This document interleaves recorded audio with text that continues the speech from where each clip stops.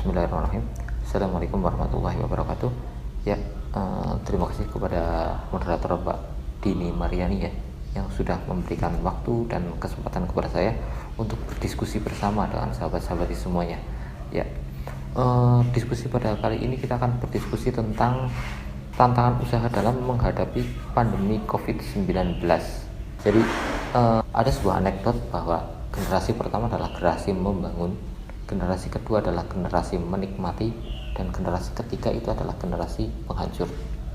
Ini adalah sebuah mitos dari sebuah perusahaan-perusahaan di keluarga. Biasanya seperti itu. Dari kakek-kakeknya memulai membangun sebuah usaha, kemudian di generasi selanjutnya mereka mulai menikmati dari hasil usaha tersebut, dan generasi ketiganya dari cucu-cucunya, karena tidak adanya skill, tidak adanya kemampuan untuk mengelola, akhirnya usaha tersebut hancur. Atau karena di situ adanya perebutan perebutan dari hasil dari usaha tersebut, akhirnya hancur seperti itu. Padahal ada 3 poin yang harus diperhatikan dalam berwirausaha. Yang pertama itu membangun, yang kedua itu meningkatkan, dan yang ketiga itu mempertahankan. Membangun sebuah usaha itu butuh perjuangan. Namun di sini untuk meningkatkan juga butuh perjuangan. Tapi mempertahankan itu lebih susah, ya kan? Mempertahankan sebuah hubungan, mempertahankan sebuah usaha, mempertahankan sebuah apapun itu susah. Kemudian poin yang akan kita bahas bersama-sama, yang pertama yaitu tentang kewirausahaan. Terus kemudian yang kedua adalah tentang tantangan di tengah-tengah pandemi COVID-19 seperti sekarang ini. Dan yang ketiga itu tentang jenis usaha yang masih relevan, atau jenis usaha yang relevan yang masih bisa diterapkan di tengah-tengah pandemi COVID-19 ini. Mungkin nanti penyampaiannya akan secara singkat saja, nanti kita akan lebih banyak di diskusinya seperti itu. Mungkin untuk menyingkat waktu, kita langsung saja ke PowerPoint seperti itu. Tantangan usaha dalam menghadapi pandemi COVID-19. Baik, ini untuk kontak person saya, silahkan di pause jika ada yang membutuhkan. Oke, untuk selanjutnya yaitu lebih baik gagal berwirausaha daripada tidak pernah mencobanya. Oke, di sini mungkin ada yang sudah memulai berwirausaha atau sudah menikmati hasil dari wirausahanya. Ini seperti anekdot yang sudah tadi saya sampaikan di awal, bahwa generasi pertama adalah generasi membangun, generasi kedua adalah generasi menikmati, dan generasi ketiga adalah generasi menghancurkan. Ini hanya sebuah anekdot, itu sering menjadi mitos dalam perusahaan milik keluarga yang tadi sudah dijelaskan di awal. Oke, lanjut. Poin yang akan dibahas pada kesempatan kali ini, yang pertama adalah pengertian berwirausaha, siapa yang perlu berwirausaha, kapan sebaiknya berwirausaha dimulai, di mana sebaiknya menentukan berwirausaha yang cocok, tempat, ini menentukan tempat, kenapa harus berwirausaha, bagaimana cara berwirausaha, dan apa saja tantangan usaha dalam menghadapi pandemi COVID-19. Dan yang terakhir adalah jenis usaha apa saja yang masih relevan diterapkan di tengah COVID-19. Sebenarnya kemarin sempat saya tanyakan ke Mbak Dini ya untuk poin-poin yang akan dibahas, tapi menurut Mbak Dini itu asal sesuai dengan tema ya. Jadi mungkin gambaran saya poin-poin ini sudah mewakili tema yang di awal seperti itu ya. Oke, selanjutnya pengertian berwirausaha. Yang pertama adalah berwirausaha. Berwirausaha itu, wirausahawan itu adalah orangnya, orang yang berwirausaha, itu namanya wirausahawan. Dalam bahasa Inggris dikenal dengan sebagai entrepreneur, artinya orang yang melakukan aktivitas atau pengelola wirausaha seperti menentukan cara produksi. Nah, ini cara produksi, menyusun manajemen operasi untuk pengadaan produk baru, atau cara memasarkan serta mengatur permodalan operasinya. Oke. Jadi cara produksi baru, pengadaan produk baru, dan memasarkan. Beda ya. Cara produksi biasanya lebih ke membuat sesuatu dari awal, jadi bahan baku menjadi bahan jadi. Pengadaan produk biasanya ini lebih ke kayak elektronik seperti itu ya. Karena Indonesia itu belum ada perusahaan yang membuat kayak laptop sendiri, HP sudah ada ya, laptop sendiri seperti itu, atau laptop juga sudah ada, Axio ya. mungkin seperti pengadaan HP Samsung, kita langsung ke suatu merek ya, karena di Indonesia kan belum ada untuk perusahaannya seperti jadi ini lebih ke pengadaan produk, jadi mendatangkan produk dari luar untuk didatangkan ke Indonesia, ini seperti itu. Dan yang ketiga adalah tentang memasarkan hanya memasarkan atau fokus kepada pemasarannya saja, jadi dia itu tidak urusan dengan memproduksi suatu barang, dia hanya fokus kepada tujuan seperti itu, tujuan memasarkan saja, mencari keuntungannya juga dari memasarkan ini. Kemudian yang kedua adalah wirausaha harus memiliki kepandaian atau memiliki bakat mengenali produk baru yang akan dikembangkannya, atau product knowledge. Product knowledge itu seperti kita itu mengetahui apa yang kita itu jual, seperti itu. Contoh, kita itu mau menjual sebuah laptop atau sebuah HP atau sebuah apapun seperti itu. Contoh saja misal kita menjual sebuah HP, karena kita tahu penjualan dari sebuah smartphone meningkat pesat sekali di kuartal ini ya, di kuartal tahun 2009, dari mulai 2019 sampai 2020 ini adalah puncak-puncaknya seperti itu. Nah,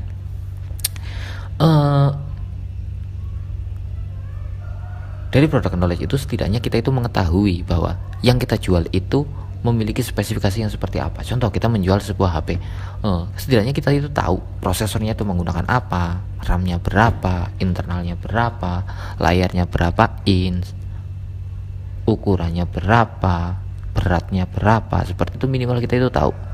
Atau ketika kita jualan sebuah baju, jualan sebuah kaos, minimal kita juga tahu bahannya itu apa, combat atau kardet. Kalau combat berarti berapa S, 30 SK, 20 SK, seperti itu. Nah, terus kemudian ketika menggunakan itu ketika contoh adalah kaos, dan ketika yang lain pun juga sama, minimal kita itu mengetahui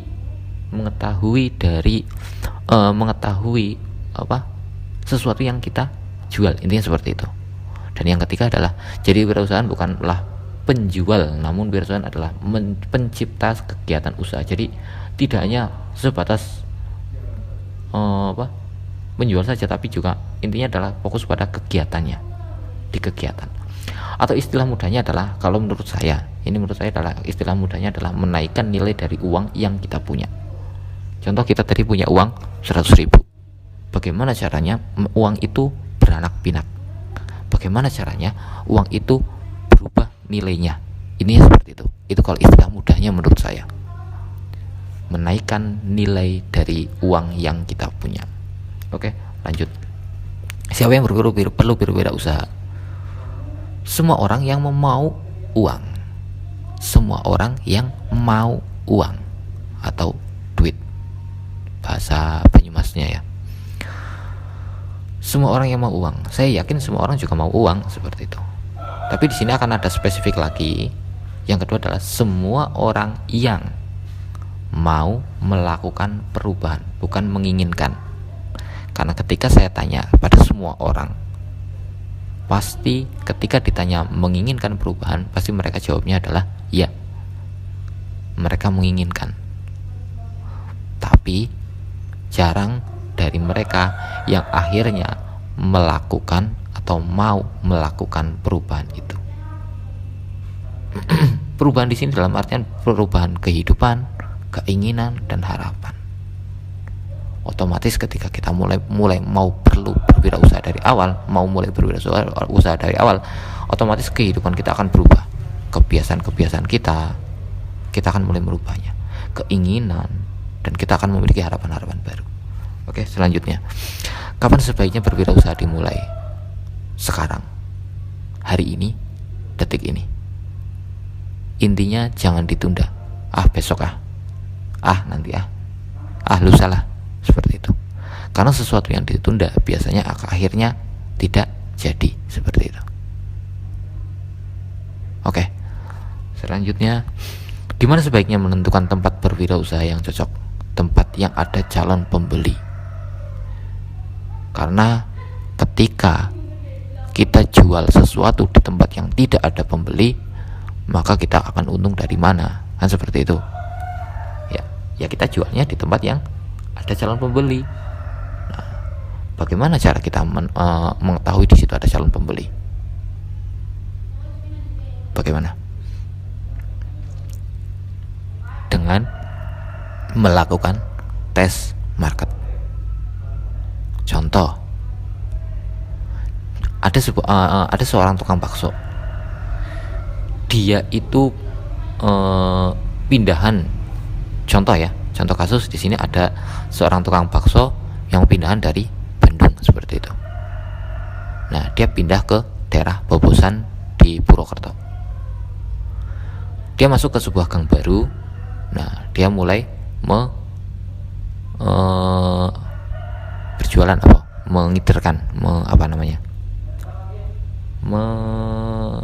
berjualan di sebuah lingkungan baru tersebut. Karena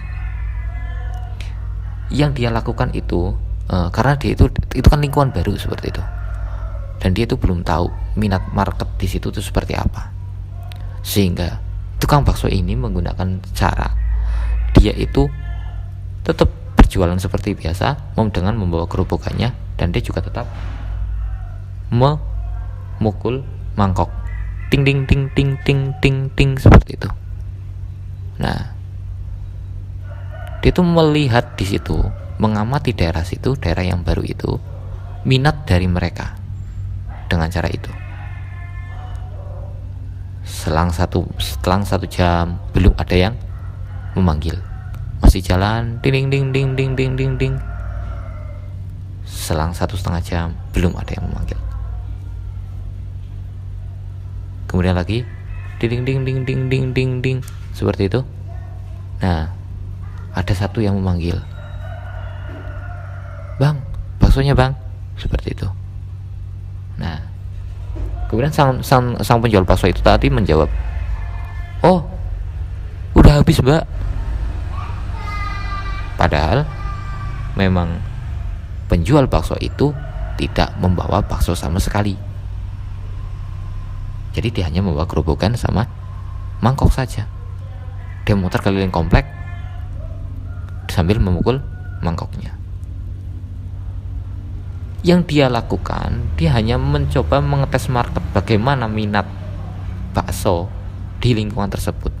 Ketika dalam 2,5 jam cuma ada satu pembeli, otomatis minatnya rendah, berarti harus pindah tempat seperti itu. Kenapa kok kosong? Kosong karena untuk meminimalisir adanya resiko. Contoh, karena ketika dia itu sudah membawa bakso, dia sudah memutarkan keliling komplek, ternyata tidak ada yang membelinya, kan bakso itu mubah, bakso itu menjadi sebuah kerugian seperti itu. Nah, makanya yang dilakukan seperti itu. Atau ada juga yang modelnya seperti ini. Ada seseorang yang ingin membuka sebuah tempat makan di daerah pinggir jalan seperti itu. Mereka itu mengawasinya itu atau melihat lingkungan tersebut itu dengan cara melihat dari orang yang mengendarai lingkungan tersebut itu berdasarkan helm. Jadi sebelum dia membuka memilih tempat usaha baru, dia itu melihat di lingkungan tersebut itu banyak atau tidak orang yang menggunakan helm saat berkendara sepeda motor. Loh, kenapa helm? Apa hubungannya helm dengan makanan? Ya kan? Nah, ternyata setelah dia selidiki, helm itu ketika ada tempat yang di situ kok banyak pengendara sepeda motor menggunakan helm, otomatis mereka bukan orang situ. Mereka orang jauh yang kebetulan lewat. Otomatis ketika mau membuka rumah makan, kecil kemungkinannya untuk orang tersebut itu mampir ke situ. Ya kan? Nah, tapi ketika di suatu tempat itu banyak orang yang tidak menggunakan helm, otomatis itu juga sebuah indikasi bahwa orang-orang tersebut itu adalah orang di situ. Banyak orang-orang lingkungan sana yang berkeliling di tempat tersebut, sehingga ketika mau menjual sesuatu maka akan besar kemungkinannya untuk mereka itu mampir. Seperti itu. Oke, ada berbeda-beda cara untuk mengetes sebuah market atau mencari tempat yang ada calon pembelinya.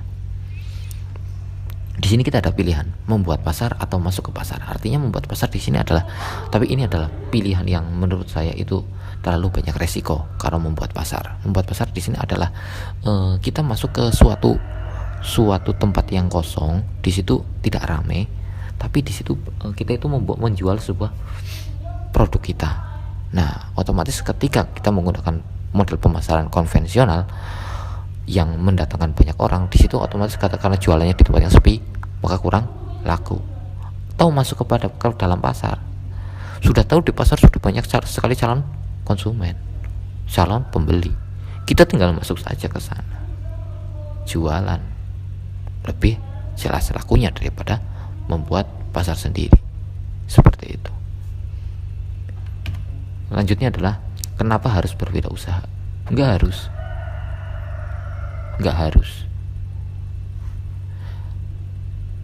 harus berwirausaha. Ini kembalikan lagi ke keinginanmu. Kamu mau hidup seperti apa kelak? Bisa tidak dicapai dengan keadaanmu sekarang atau yang akan datang nantinya? Bisa apa tidak? Jika bisa, nggak harus berwirausaha.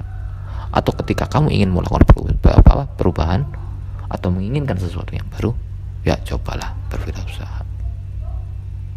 Nggak ada salahnya. Ya, oke, selanjutnya lagi. Bagaimana caranya berwirausaha? Yang pertama itu kemauan, bukan keinginan. Kalau keinginan, saya kira akan sangat banyak sekali orang yang ingin berwirausaha. Banyak sekali. Bahkan ketika ada 10 orang, saya yakin 7 dari 10 orang tersebut pasti ingin berwirausaha. Apalagi mereka yang mulai mengetahui kebutuhan hidup itu banyak. Tapi hanya 1-2 orang yang mereka itu mau melakukannya. Jadi mereka hanya ingin dan ingin. Mas, pernah ada yang bilang kepada saya, sering malahan, Mas, aku pengen berwirausaha tapi jalan apa ya? Tapi jualan apa ya? Kayak gitu.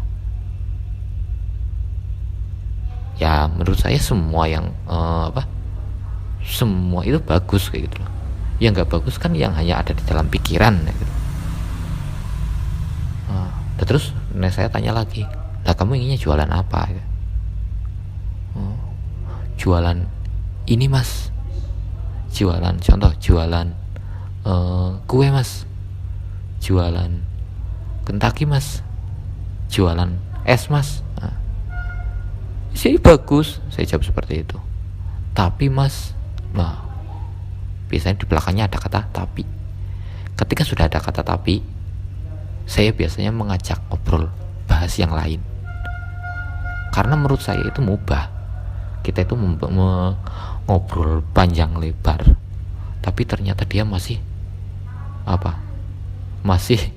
memiliki kata tapi. Menurut saya seperti itu. Kemudian yang kedua adalah perbanyak relasi atau kenalan. Di dunia mahasiswa, mungkin ketika masih menjadi mahasiswa seperti sekarang ini ya, sangat terbuka lebar kesempatan untuk memperbanyak relasi, memperbanyak kenalan seperti itu. Jadi jangan sampai disia-siakan. Apalagi hanya menjadi mahasiswa yang berangkat terus pulang lagi ke kos, berangkat lagi pulang lagi makan, berangkat lagi pulang lagi makan, berangkat lagi pulang lagi makan. Membosankan sekali. Dan mungkin kamu nggak akan jauh beda dengan anak SMA, ya kan? Anak SMA, anak sekolah, anak SMP, anak SD yang hanya berangkat terus di sekolahan mengerjakan tugas, terus habis itu pulang main, terus berangkat lagi seperti itu. Terus yang selanjutnya adalah product knowledge. Ini sudah dipaparkan di awal tadi. Pengetahuan tentang produk yang kamu jual. Ketika kamu mau menjual sesuatu, pahami dulu apa yang akan kamu jual. Minimal spesifikasi, minimal bahan-bahan, minimal segala sesuatu. Kamu menjual sesuatu tapi nggak tahu sesuatu itu untuk apa, kan wagu. Product knowledge itu penting. Saya dulu pernah jualan. Saya dulu pernah menjadi reseller ya, reseller dari jaket-jaket outdoor. Karena pada tahun 2014-2015 itu kan sedang in-innya ya jaket outdoor gara-gara film 5 cm. Nah, saya ikut resellerin itu. Tapi karena saya itu nggak tahu jenis bahan, saya itu kagok seperti itu. Ketika ada konsumen yang tanya kepada saya itu bingung. Saya harus tanya kepada teman saya, ini bahannya apa? Oh, bahannya ini, baru saya balas. Akhirnya kan itu memperlambat seperti itu. Oh, bahannya ini, waterproof apa windproof? Waduh, waterproof itu apa? Windproof itu apa? Nah, terus sudah termasuk inner apa belum? Aduh, inner gue apa maning? Ya seperti itu. Minimal kita itu tahu produk yang kita jual. Nah, kemudian yang keempat adalah prinsip dalam berwirausaha itu semua sama, apapun wirausahanya. Prinsipnya adalah ATM, amati, tiru, dan modifikasi. Dilihat, diamati, oh seperti itu, oh ya seperti itu. Kemudian ditiru, oh kae seperti itu, ukurannya segitu, tingginya segitu, lebar segitu. Ditiru. Kemudian modifikasi. Modifikasi di sini adalah mengamati sesuatu yang ada yang kurang di situ, kemudian kita tambal. Dimodifikasi, disesuaikan dengan kebutuhan kita. Disesuaikan dengan keinginan konsumen seperti itu. Contoh, kamu ingin membuka sebuah rumah makan atau warung sate atau tempat fotokopi lah, ya. Tempat fotokopi. Contoh pelayanan di sana itu bagus. Oh, karena itu rame, saat itu rame, banyak yang fotokopi di sana. Karena pelayanannya ternyata ramah. Oh ya, karena mereka menerima cetak online, hanya WA terus langsung dicetak, besok tinggal ambil. Oh ya, karena di sana tempatnya nyaman. Oh ya. Nah, tapi kamu juga harus menganalisa kekurangan yang ada di sana. Contoh kekurangannya di sana adalah, oh parkirnya sempit. Oke, 1 poin. 2 lagi. Oh, internetnya lelet. 2. Minimal kita sudah mengetahui baik-baiknya. Nah, ketika kita mau membuka tempat yang sama, maka kita itu menutupnya, memodifikasinya, menutup kekurangan-kekurangan itu dengan kelebihan yang tadi. Oh, parkirannya luas, seperti ketika kita membuat tempat yang sama, tempat parkirannya diperluas. Oh, internetnya lelet, berarti ketika kita membuka tempat yang sama, maka internetnya juga harus diperhatikan kecepatannya. Seperti itu. Oke, lanjut. Apa efek pandemi COVID-19? Efeknya, intinya adalah efeknya masyarakat disuruh di rumah saja. Karena masyarakat disuruh di rumah saja, maka tidak bisa bekerja. Karena tidak bisa bekerja, maka banyak masyarakat yang tidak punya uang. Efeknya adalah yang paling terasa, masyarakat tidak punya uang. Karena masyarakat tidak punya uang, maka pelaku usaha pasti tidak ada yang beli. Siapa lagi yang beli karena masyarakat nggak punya uang? Kan seperti itu, ya kan? Nah, masyarakat itu tidak punya uang, akhirnya membuat sebuah pelaku usaha itu mengalami keteteran dalam hal penjualan. Sebenarnya uang yang ada di dunia itu hanya muter ke sana ke sini, ke sana ke sini, ke sana ke sini, seperti itu saja. Oke, lah terus bagaimana ini ketika seperti ini? Ya ketika seperti ini ya bahaya ketika terus-terusan. Ketika dibiarkan seperti ini, lockdown terus-terusan, maka Indonesia akan semakin bahaya. akan semakin banyak orang-orang tidak punya uang. Ketika banyak orang yang tidak punya uang, ketika banyak pengusaha tidak punya uang, ketika masyarakat itu tidak punya uang, maka keadaan sebuah negara itu apa?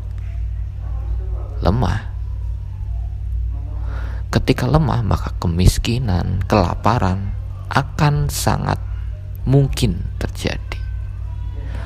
Bahkan perampokan, penjarahan itu juga suatu hal yang bukan tidak mungkin. Makanya ketika terus terjadinya seperti ini, maka itu akan menjadi bahaya. Oke. Selanjutnya, jenis usaha apa saja yang masih relevan diterapkan di tengah COVID-19? Usaha apa saja? Usaha yang berhubungan dengan kebutuhan, layak dan tetap relevan selama masih ada manusia hidup. Menurut saya seperti itu. Apapun keadaannya, apapun kondisinya, usaha yang berhubungan dengan kebutuhan manusia akan tetap relevan dan layak selama manusia itu ada, selama manusia itu hidup. Nah, kebutuhan dalam artian apa? Di sini ada sandang, ada pangan, ada papan, ada internet. Ya kan? Internet sekarang menjadi sebuah kebutuhan kan. Sekarang kita itu nggak bisa terhubung dengan internet. Coba rasanya bagaimana? Ya kan? Sekarang internet pun pulsa juga sama. Itu sudah menjadi kebutuhan manusia. Seperti itu. Sandang, pangan, papan. Sandang mungkin bisa pasang surut ketika sandang, tapi itu juga tetap menjadi kebutuhan manusia. Pangan, apalagi pangan, setiap hari orang membutuhkan pangan. Jualan makanan adalah jualan yang pasti lakunya. Cuma tinggal bagaimana rasanya kan seperti itu dan saingannya. Ketika kamu mau bisa menciptakan sebuah rasa yang enak dan mengalahkan sainganmu, atau dari sebelah dari lingkungan itu, ketika ada tempat yang sama seperti itu ya, rasanya lebih enak, otomatis akan larinya ke kamu kan seperti itu. Dan papan ini dalam artian adalah untuk bangunan rumah ya, seperti itu. Ini juga enggak mungkin setiap hari, tapi ini juga menjadi kebutuhan yang pasti setiap hari itu ada orang yang membangun.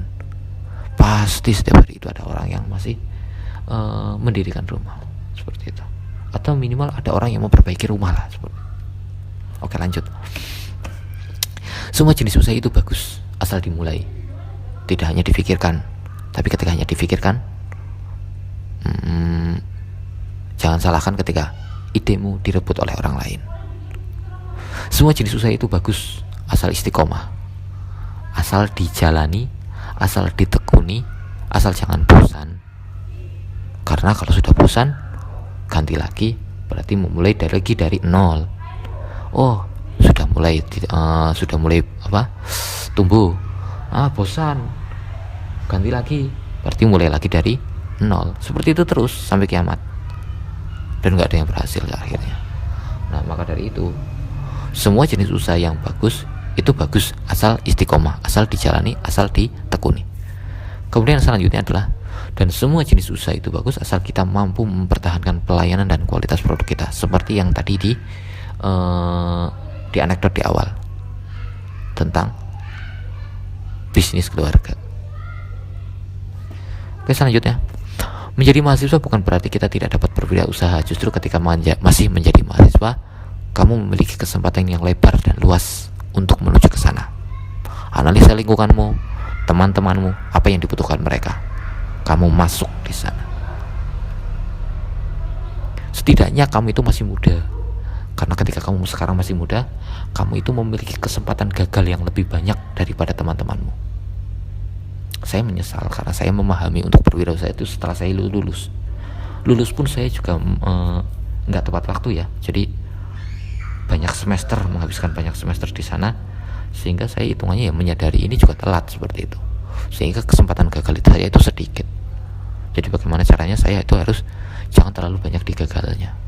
Nah, tapi ketika yang masih muda-muda seperti sahabat-sahabat semuanya, kalian itu masih muda, masih memiliki kesempatan gagal yang banyak, maka habiskan kesempatan gagal itu, habiskan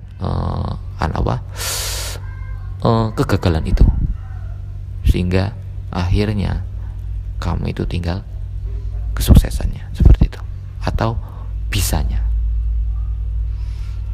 Oke.